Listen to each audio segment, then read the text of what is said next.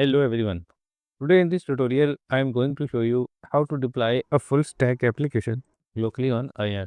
This application has a front end built with Angular and a back end developed using .NET Core Web API in C#. We shall go step by step. First, we shall deploy the .NET Core Web API Backend to IIS, configure it properly and ensure it's running, right? Then we shall deploy the Angular front end, connect it to the backend, and finally test the entire application to make sure it works as a complete full stack solution. Additionally, this application uses JWT and OAuth authentication.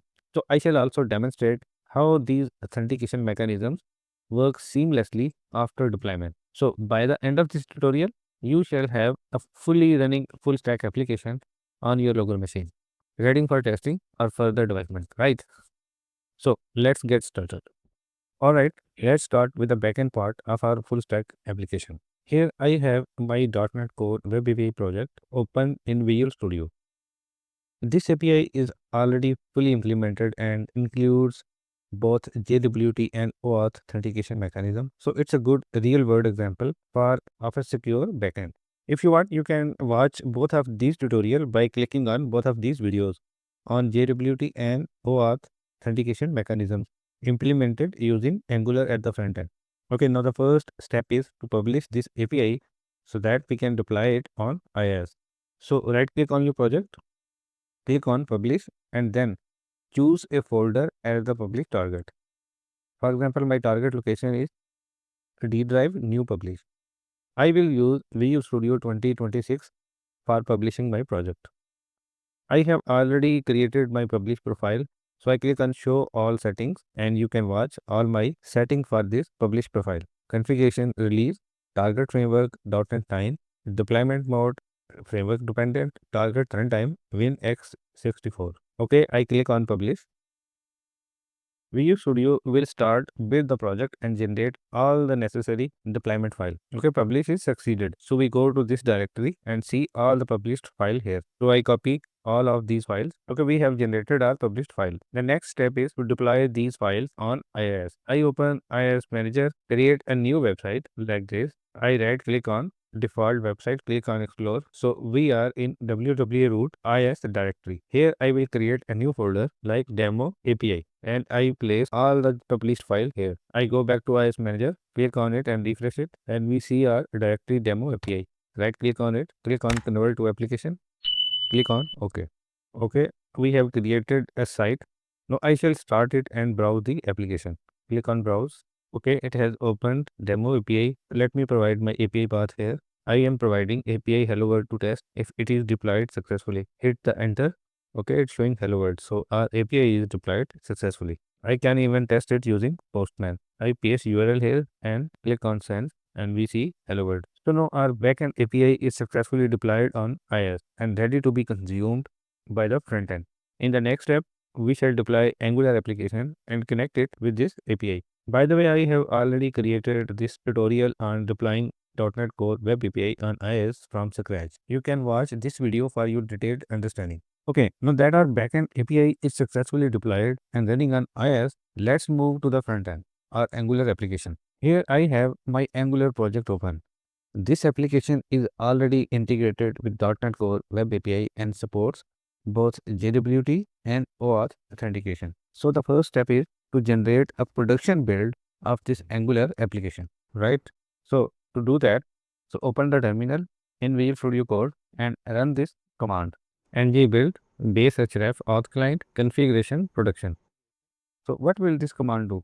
Now let me quickly explain this command. The production configuration creates an optimized build for deployment and the base href is very important. Since we are going to host this application inside IIS under a folder named auth-client, we need to tell Angular that our application will run from this path, right? If you skip this step, your CSS and JavaScript files may not load properly after deployment. Once a build is completed, Angular will generate a dist folder. Inside that, you shall find your compiled application file, right? So let's run this command. Okay, now we go to this dist folder and browser and we can see our compiled application file here. Let's go to IIS directory. We go to www root and inside it create a folder named auth-client. Now simply copy all the files from the Angular dist folder and paste them into this auth-client folder, right? Now we do one important step here. Angular application use routing. So we need to make sure that IIS properly redirects all routes to index.html. For that, we need to add a web.config file inside the auth client folder with URL rewrite rule. This ensures that when you refresh or directly access any route, the application still works perfectly, right? Go to add new text document, give it name web.config, remove the extension, right click on it, open edit with notepad. Inside this web.config, paste this content. Here URL has auth client, which is our root directory. Now go back to IIS, refresh default websites. We see auth client, right click on it, convert to application. Now browse it. Okay, it has opened our application in the browser. Now we can try logging in or accessing secured pages to verify that it is working perfectly and communicating with the backend API we developed earlier, right? We have credential at the backend. So provide the credential here and click on login and we are able to log in our application. Click on load products.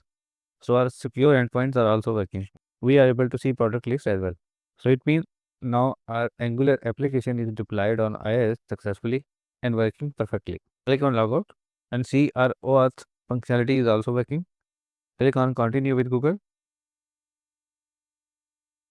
So here we are getting massive access blocked.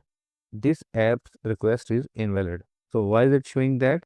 The most common reason for this issue is that the OAuth configuration is still using development URLs instead of the IIS hosted URL, right?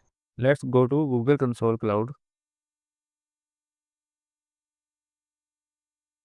In development, our Angular app was running localhost 4200. But now our application is no longer running on port 4200. It is hosted on IIS and the URL has changed, right? So we need to update these URLs in Google Cloud Console. So we change these URL like this and click on save. Now go back to your application, refresh the page and try logging in again using Google.